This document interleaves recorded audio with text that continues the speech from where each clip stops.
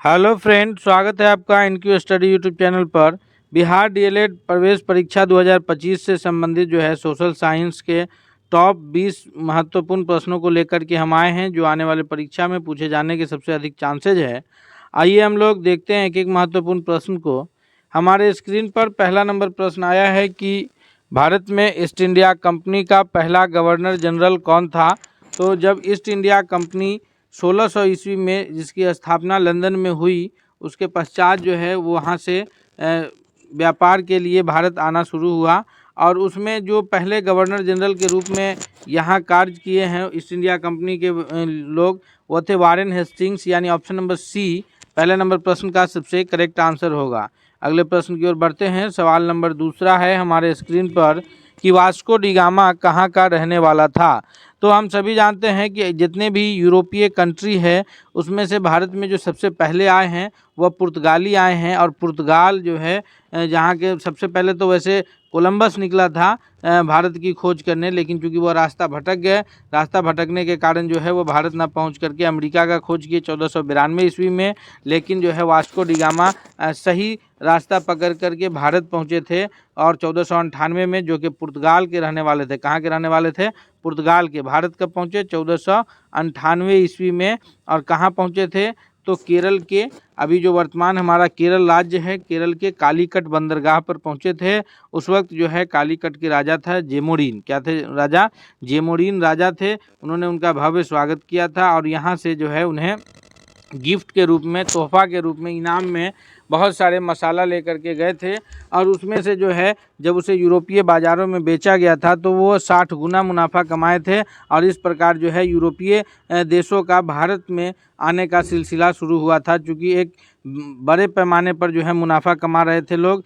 तो यह सबसे पहले आने वाले कौन है? 1498 में वास्को डी गामा, जो पुर्तगाल के रहने वाले थे। तो अक्सर प्रश्न ये भी पूछा जाता है कि वास्को डी गामा या भारत की खोज कब की गई, तो 1498 कह सकते हैं। हालांकि भारत का इतिहास इससे बहुत प्राचीन रहा है। अगले प्रश्न की ओर बढ़ते हैं हम लोग। नेक्स्ट क्वेश्चन है हमारे स्क्रीन पर। प्रश्न संख्या तीसरा है कि आईने अकबरी एक महान ऐतिहासिक कृति निम्नलिखित में से किसके द्वारा रची गई है। आईने अकबरी, आईन कहते हैं कानून को, संविधान को। आईने अकबरी का अर्थ हुआ कि अकबर का कानून या अकबर का संविधान। तो अकबर के कानून या संविधान जो रचे थे उनके दरबार में अबू फजल, किनके द्वारा? अबू फजल के द्वारा रचा गया था। ऑप्शन नंबर ए इसका सबसे सही जवाब होगा। दोस्तों, एक एक महत्वपूर्ण प्रश्नों को हम इसमें कवर कर रहे हैं। हम आपसे रिक्वेस्ट करते हैं कि यदि आप हमारे चैनल पर अब तक नए हैं, चैनल को सब्सक्राइब नहीं किया है, तो प्लीज़ आप चैनल को सब्सक्राइब करते हुए बेल आइकन को जरूर दबा लीजिए, ताकि कोई भी अपडेट्स आए तो सबसे पहले आप तक पहुंचे। और अगर यह वीडियो आपको पसंद आए तो लाइक ज़रूर कीजिएगा। सवाल नंबर चौथा है कि मुग़ल काल की राजभाषा कौन सी थी। तो मुग़ल काल से पहले यहाँ दिल्ली सल्तनत का शासन था। दिल्ली सल्तनत के अंतिम सुल्तान जो है इब्राहिम लोदी, जो कि लोदी वंश के शासक थे, हरा करके बाबर ने यहाँ मुग़ल वंश की स्थापना की। उन्होंने जब शासन व्यवस्था की स्थापना की और अपना जो राजकीय भाषा यानी राजकाज की भाषा जो अपनाया था वो फ़ारसी को अपनाया था। ऑप्शन नंबर डी इसका करेक्ट आंसर हो जाएगा। उर्दू हिंदी को नहीं, बल्कि किसे? फ़ारसी को अपनाया गया था। अगले प्रश्न की ओर बढ़ते हैं हम लोग। सवाल नंबर 5वां है हमारे स्क्रीन पर कि हुमायूंनामा किसने लिखा था, यानी हुमायूंनामा के लेखक कौन हैं। तो हुमायूंनामा की पुस्तक के जो लेखक हैं वह है गुलबदन बेगम। कौन है? गुलबदन बेगम है। 5वां का ऑप्शन नंबर ए सबसे सही जवाब हो जाएगा कि गुलबदन बेगम के द्वारा हुमायूंनामा लिखा गया है। नेक्स्ट प्रश्न की ओर बढ़ते हैं। सवाल नंबर 6 है हमारे स्क्रीन पर कि भारतीय विश्वविद्यालय अधिनियम 1904 किस वायसराय के शासनकाल में पारित हुआ था। जी हाँ, यह बहुत महत्वपूर्ण है कि भारतीय विश्वविद्यालय अधिनियम 1904 के संबंध में यह जो विश्वविद्यालय अधिनियम है यह 1904 में लॉर्ड कर्जन महोदय के शासनकाल में पारित हुआ था। ऑप्शन नंबर बी सबसे करेक्ट आंसर हो जाएगा। और लॉर्ड कर्जन महोदय इसलिए भी जाने जाते हैं क्योंकि लॉर्ड कर्जन महोदय ने ही अगले साल 1904 के बाद 1905 में प्रशासनिक दिक्कत का हवाला देते हुए बंगाल बंगाल का विभाजन कर दिया था। बंगाल 2 हिस्सों में बांट दिया था, एक पूर्वी बंगाल के रूप में और एक पश्चिमी बंगाल के रूप में। तो ये भी एक प्रश्न अगर आपको बने तो उसे जरूर कीजिएगा कि बंगाल विभाजन किसने किया, तो लॉर्ड कर्जन ने। कब, 1905 में। और बंगाल विभाजन के पश्चात अपने पूरे भारतवर्ष में जो है स्वदेशी आंदोलन छिड़ा था। उसके बाद है लॉर्ड लिटन महोदय का ऑप्शन में नाम है। लॉर्ड लिटन महोदय जो है यह जाने जाते हैं कि इन्होंने ही प्रेस सेंसरशिप लगाया था और इन्होंने ही जो है ये आर्म्स एक्ट पारित किया था और vernacular press act, arms act इन्होंने पारित किया था तथा इन्होंने ही सिविल सेवा परीक्षा के लिए उम्र को घटा करके 21 वर्ष की जगह 19 वर्ष कर दिया था। अगले प्रश्न की ओर बढ़ते हैं हम लोग। नेक्स्ट क्वेश्चन है हमारे स्क्रीन पर 7वां है कि हर्मिट ऑफ शिमला किसे कहा जाता है। जी हाँ, हर्मिट ऑफ शिमला के नाम से जो जाने जाते हैं व्यक्ति अंग्रेज अधिकारी वह है एलन एक्टोवियन ह्यूम, यानी ऑप्शन नंबर सी सही उत्तर हो जाएगा। एलन एक्टोवियन ह्यूम या एओ ह्यूम कहिए, इन्हें हर्मिट ऑफ शिमला के नाम से जाना जाता है और ये पहले यही व्यक्ति हैं जिन्होंने 1885 ईस्वी में, कब, 1885 ईस्वी में जो है भारतीय राष्ट्रीय कांग्रेस की स्थापना किए थे। तो भारतीय राष्ट्रीय कांग्रेस के संस्थापक के रूप में एओ ह्यूम का ही नाम आता है। मुंबई में सबसे पहली बैठक जो है मुंबई के तेजपाल संस्कृत कॉलेज में हुआ था और उसमें जो है 78 प्रतिनिधि शामिल थे, 72 लोग, और वो ये पहली अध्यक्षता जो है वो WC बनर्जी यानी व्योमेश चंद्र बनर्जी के द्वारा किया गया था। एओ ह्यूम से दो महत्वपूर्ण प्रश्न बनते, एक हर्मिट ऑफ शिमला के नाम से इन्हें जाना जाता है, दूसरा इन्हें भारतीय राष्ट्रीय कांग्रेस के संस्थापक के रूप में जाना जाता है। भारतीय राष्ट्रीय कांग्रेस की स्थापना 1885 में हुई। नेक्स्ट प्रश्न की ओर बढ़ते हैं। सवाल नंबर 8वां है हमारे स्क्रीन पर कि इल्बर्ट बिल विवाद किस वायसराय के शासनकाल से कार्यकाल में उभरा था। सबसे पहले हम लोग ये जानेंगे कि इल्बर्ट बिल है क्या।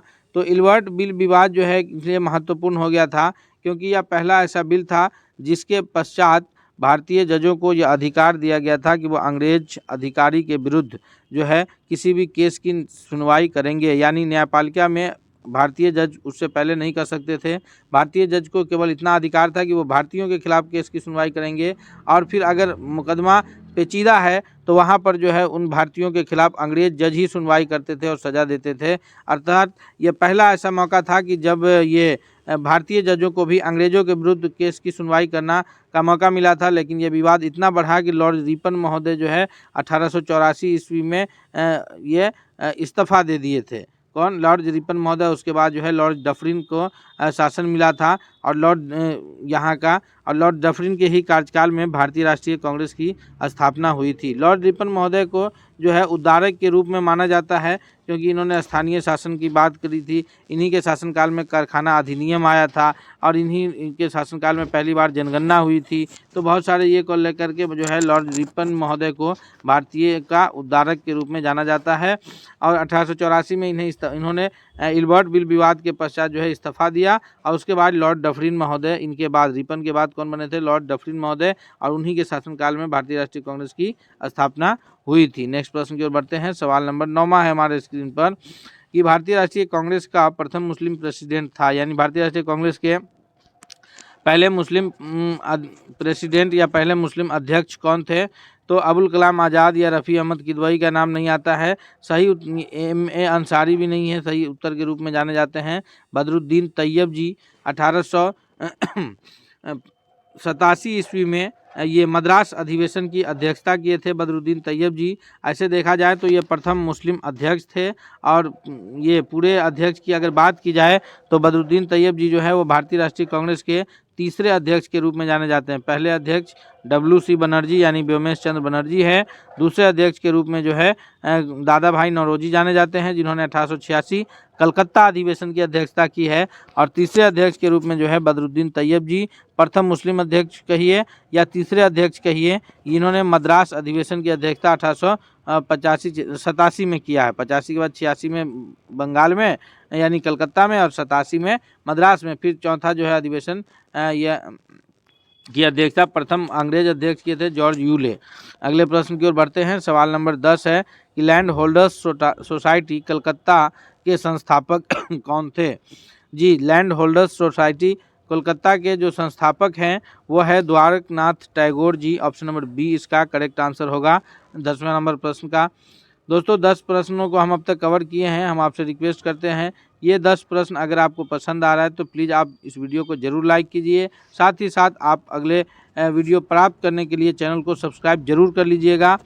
प्रश्न संख्या 11 है हमारे स्क्रीन पर कि किसने कहा था कि तुम मुझे खून दो मैं तुम्हें आज़ादी दूंगा। जी ये बहुत ही फेमस कथन है और हम सभी जानते हैं। यहाँ इस प्रकार के अगर प्रश्न बनते हैं तो हमें 1 नंबर आसानी से मिल जाएगा। यह कथन था सुभाष चंद्र बोस का, जिन्हें नेताजी के रूप में जाना जाता है। नेताजी सुभाष चंद्र बोस, इन्होंने ही जो है फॉरवर्ड ब्लॉक की ये स्थापना किए थे। नेताजी सुभाष चंद्र बोस जिन्होंने तुम मुझे खून दो मैं तुम्हें आज़ादी दूंगा और दिल्ली चलो जैसे नारे इन्होंने ही दिए हैं। अगले प्रश्न की ओर बढ़ते हैं। सवाल नंबर 12 है हमारे स्क्रीन पर कि स्वतंत्र भारत के प्रथम महाराज्यपाल या गवर्नर जनरल के रूप में किनका नाम आता है। तब भारत जब स्वतंत्र हुआ 1946 में अंतरिम सरकार की गठन हुई। उसके बाद 1947 में जब भारत 2 अलग अलग डोमिनियन स्टेट में बंट गया, सर जॉन रेडक्लिफ की अध्यक्षता में लाइन खींच दी गई जिसे रेडक्लिफ लाइन के नाम से जाना जाता है, जो वर्तमान में भारत और पाकिस्तान के बीच अंतर्राष्ट्रीय सीमा रेखा है। कौन? Radcliffe line. उसके पश्चात ये पंडित जवाहरलाल नेहरू जी की अध्यक्षता में यहाँ शासन चली। तो ये उस वक्त जो है पंडित जवाहरलाल नेहरू प्रधानमंत्री के रूप में कार्य कर रहे थे और गवर्नर जनरल या महाराज्यपाल के रूप में जो है ये लॉर्ड माउंटबेटन महोदय कार्य कर रहे थे। ऑप्शन नंबर 20 सही उत्तर होगा। इनके पश्चात जो है कुछ दिनों के लिए सी राजगोपालचारी जी प्रथम भारतीय राज्यपाल या गवर्नर जनरल हुए हैं। फिर जब अपना संविधान बन गया और 26 जनवरी 1950 को जब अपना संविधान पूरी तरह लागू हो गया, तब हमारे राजेंद्र प्रसाद जी जो है प्रथम राष्ट्रपति के रूप में कार्य करने लगे और हमारे देश में गवर्नर जनरल जैसे जो पद है वो समाप्त कर दिए गए और उसकी जगह पर जो राष्ट्रपति महोदय जो है उस पद को सुशोभित करते हैं। अगले प्रश्न की ओर बढ़ते हैं। सवाल नंबर 13 है कि काकोरी ट्रेन डकैती के नायक कौन थे। जी हाँ, इस प्रश्न का सही उत्तर हो काकोरी ट्रेन डकैती से संबंधित जो है वो मुख्य रूप से 2 नाम आते हैं। एक है राम प्रसाद बिस्मिल जी और दूसरा है अशफाकुल्ला खान साहब का।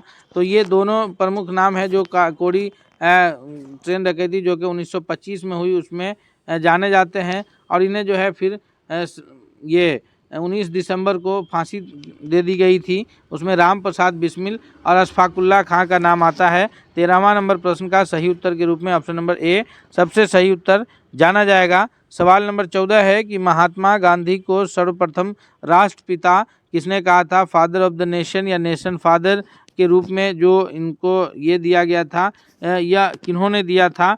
तो हम सभी जानते हैं कि राष्ट्रपिता के रूप में जो महात्मा गांधी को कहा गया वह सुभाष चंद्र बोस जी के द्वारा ही कहा गया था। Option number C. हालांकि वैचारिक मतभेद रहा है महात्मा गांधी से सुभाष चंद्र बोस जी का। 1934 में त्रिपुरी अधिवेशन में जो है ये महात्मा गांधी जी के कांग्रेस अध्यक्ष पद के लिए जो है महात्मा गांधी जी की तरफ से कौन थे, तो महात्मा गांधी जी की तरफ से जो है अलग ये थे पट्टाभी सीतारमैया थे और फिर सुभाष चंद्र बोस जो है वो अलग ये कंटेस्ट कर रहे थे।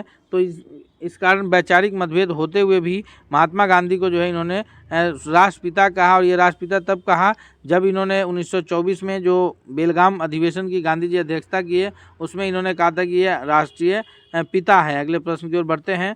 सवाल नंबर 15 है जो कि अब भूगोल से संबंधित प्रश्न है कि भारत की मुख्य भूमि की दक्षिणी सीमा क्या है। जी हाँ, मुख्य भूमि की दक्षिणी सीमा पूछा जा रहा है।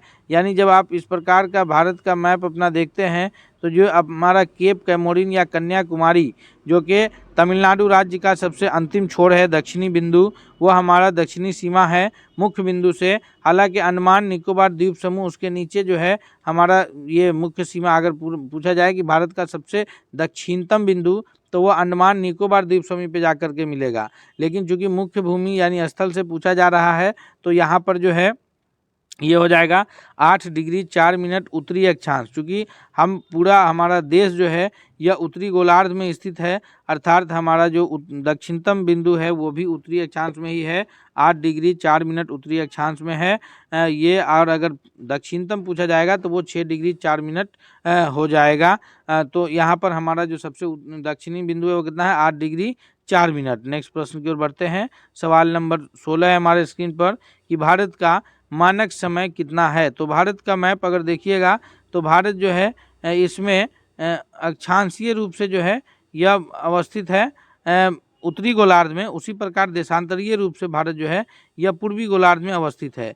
तो यहाँ गुजरात से शुरू कीजिए इधर अरुणाचल प्रदेश तक भारत की जो ये है देशांतरीय विस्तार है, ये लगभग 30 डिग्री तक का देशांतरीय विस्तार है, जो 68 डिग्री 7 मिनट से शुरू होता है, 68 डिग्री 7 मिनट और 97 डिग्री 25 मिनट तक भारत का देशांतरीय विस्तार है। तो और हर एक देशांतर पर 4 मिनट के समय का अंतराल होता है। इस प्रकार जो है अरुणाचल प्रदेश से और गुजरात के समय में 2 घंटे का अंतराल बन जाता है। तो इस 2 घंटे के अंतराल को समय को एक रखने के लिए, पूरे भारत में एक मानक समय रखने के लिए भारत ने जो है अपना मानक देशांतर 82.5 डिग्री पूर्वी देशांतर, कितना 82.5 डिग्री पूर्वी देशांतर को माना है, जो कि उत्तर प्रदेश के इलाहाबाद नैनी के पास से गुजरता है। यानी 16वां का ऑप्शन नंबर सी सही जवाब हो जाएगा कि भारत का जो मानक समय है वो 82.5 डिग्री पूर्वी देशांतर है। और यह मानक समय ग्रीनविच से, चूँकि पूरब में स्थित है इसलिए 5.5 घंटा आगे है। कितना है भारत का समय? ग्रीनविच से 5.5 घंटा आगे। अगर अभी हमारे यहाँ 5 बज रहा है या 5:30 हो रहा है तो आप ये मान के चलिए कि इंग्लैंड में उस वक्त 12 बज रहे हैं। तो इस प्रकार जो है हमारा समय उससे 5.5 घंटा आगे है। अगले प्रश्न की ओर बढ़ते हैं। नेक्स्ट क्वेश्चन हमारे स्क्रीन पर 17 है कि भारत का उत्तर से दक्षिण की लंबाई कितनी है? उत्तर से दक्षिण यानी कश्मीर से कन्याकुमारी की लंबाई हमारी कितनी है? तो ये उत्तर से दक्षिण जो भारत की लंबाई है, सही उत्तर अगर आप जानते हैं तो आप भी कमेंट करके बता सकते हैं। अंत में तो आप ज़रूर बताइएगा कि आपने कितने प्रश्नों का सही उत्तर किया है। तो भारत की लंबाई उत्तर से दक्षिण जो है ये 3214 किलोमीटर है। जी हाँ, ऑप्शन नंबर बी सबसे करेक्ट आंसर हो जाएगा। नेक्स्ट प्रश्न है हमारे स्क्रीन पर, क्वेश्चन नंबर 18 है कि भारत का क्षेत्रफल विश्व के कुल भौगोलिक क्षेत्रफल का कितना है? जी, भारत का क्षेत्रफल जो है वह विश्व के कुल भौगोलिक क्षेत्रफल का कितना है? भारत क्षेत्रफल की दृष्टि से ऐसे भी विश्व का 7वां बड़ा देश है। विश्व में 6 बड़े देश जो हैं, रूस, कनाडा, चीन, ब्राज़ील, ऑस्ट्रेलिया, अमेरिका, ये सभी भारत से क्षेत्रफल में बड़े देश हैं। उसमें भारत की स्थिति 7वें नंबर पर है, जो कुल भौगोलिक क्षेत्रफल का 2.4% है। कितना है? 2.4% जो है कुल भौगोलिक क्षेत्रफल का है। नेक्स्ट प्रश्न की ओर बढ़ते हैं। सवाल नंबर 19 है कि भारत में निम्नलिखित में से किस राज्य की तटरेखा सबसे लंबी है? तटरेखा यानी समुंदर से किस राज्य की तटरेखा सबसे अधिक मिलती है? तो भारत का जो पश्चिमी राज्य है गुजरात, जो उसकी तटरेखा सबसे लंबी है। और कौन सा समुद्र है वहाँ पर? तो वहाँ पर है अरबियन सागर, यानी अरब सागर से इसकी तटरेखा मिलती है, जो सबसे लंबी है। ऑप्शन नंबर इसका सी सबसे सही जवाब हो जाएगा। और अगर भारत की स्थलीय सीमा किस देश से सबसे लंबी सटती है, तो वो देश है बांग्लादेश, जिससे हमारी स्थलीय सीमा सबसे लंबी सटती है। नेक्स्ट प्रश्न की ओर बढ़ते हैं। सवाल नंबर 20 है कि कर्क रेखा भारत में कितने राज्यों से होकर के गुजरती है? तो कर्क रेखा जो है भारत में वह कुल 8 राज्यों से होकर के गुजरती है। याद रखिएगा, ऑप्शन नंबर बी सही जवाब है। मित्र पर गमछा झार, किस पर? मित्र पर गमछा झार, ये इससे हम लोग याद रख सकते हैं। मी से मिजोरम, त्र से त्रिपुरा, प से पश्चिम बंगाल, र से राजस्थान, ग से गुजरात, म से मध्य प्रदेश, झा से छ से छत्तीसगढ़, झार से झारखंड। अब 8 कुल राज्यों से होकर के जो है ये गुजरती है। दोस्तों, इस प्रकार जो है हम लोग 20 महत्वपूर्ण प्रश्नों को यहाँ कवर किया है। और ये 20 महत्वपूर्ण प्रश्न जो है आपके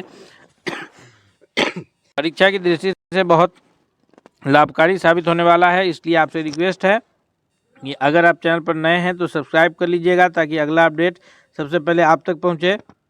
मिलते हैं अगले सेट के साथ, तब तक के लिए बहुत बहुत धन्यवाद।